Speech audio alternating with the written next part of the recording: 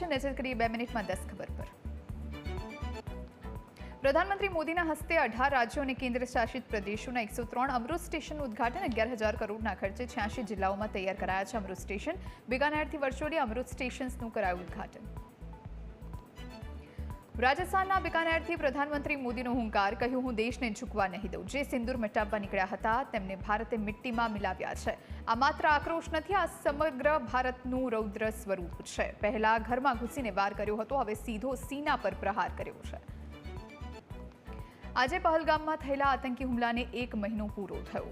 PM મોદીએ કહ્યું ભારતની ત્રણેય સેનાએ પરાક્રમે પાકિસ્તાનને ઘૂંટણીએ આવવા માટે મજબૂર કર્યું છે। 22 એપ્રિલે આતંકીઓએ કરેલી કાયરતાનો બદલો ભારતે 22 મિનિટમાં જ આપી દીધો। જમ્મુ કાશ્મીરના કિશ્તવાડમાં આતંકીઓ સાથે અથડામણ, સુરક્ષા જવાનોનું કિશ્તવાડમાં સર્ચ ઓપરેશન, 2 થી 3 આતંકીઓ છુપાયા હોવાની માહિતી। કાશ્મીર ઝોનના આઈજીપીએ અમરનાથ યાત્રા અને મોહરમ માટે સુરક્ષા તૈયારીઓની સમીક્ષા કરી। તમામ સંવેદનશીલ સ્થળો અને કેમ્પ પર પૂરતી સંખ્યામાં સુરક્ષા કર્મચારીઓ તૈનાત કરવા અને વ્યૂહાત્મક સ્થળોએ સીસીટીવી કેમેરા લગાવવા સુનિશ્ચિત કરવા આદેશ આપ્યો।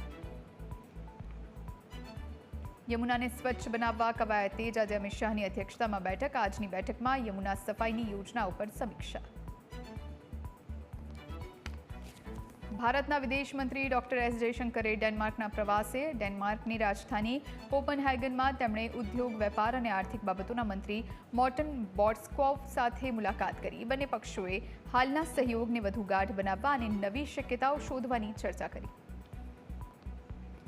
વસંતમાં એવરેસ્ટ પર ચડનારાની સંખ્યા 395 પર પહોંચી। 86 મહિલા અને 382 પુરુષોએ એવરેસ્ટ સર કર્યું। 57 દેશના પર્વતારોહીઓને આપવામાં આવી હતી એવરેસ્ટ ચડવાની પરમિટ। અમેરિકામાં વધુ એક ગુજરાતીની હત્યા। મહેસાણાના ડીંગુચાના પરેશ પટેલને ગ્રાહકે ગોળી મારી હત્યા કરી। પરેશ પટેલ 10 વર્ષથી સ્ટોરમાં કામ કરતા। હત્યાની સમગ્ર ઘટના સીસીટીવીમાં કેદ, પોલીસે તપાસ હાથ ધરી।